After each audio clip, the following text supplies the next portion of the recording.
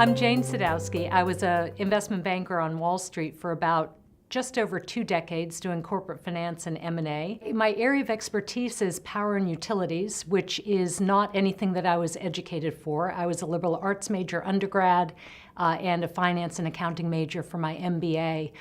When I joined Wall Street in 1989, it was still pretty much a generalist industry.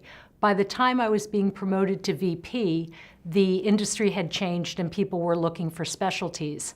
And I was told by my firm to find a group and settle into it. The last thing on my mind was power and utilities. And yet, the bankers who were in the group, I'd done deals with them. They were terrific. They had political capital within the firm. They had a reputation for mentoring and growing their people. And very importantly to me, I could see my path.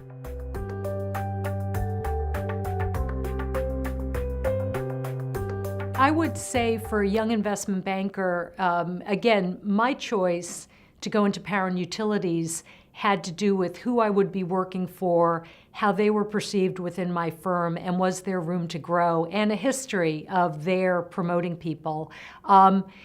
That was a decent way to do it. I had a great career. There are many other paths. You could really just pick something that you're uniquely qualified for, have a really deep passion about, and get to it that way.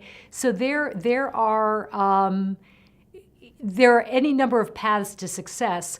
What I would avoid is attaching yourself to a group that has a bad reputation internally, hasn't made its budget numbers, so may not have the political capital to keep the size of its group or to keep mobility within the group.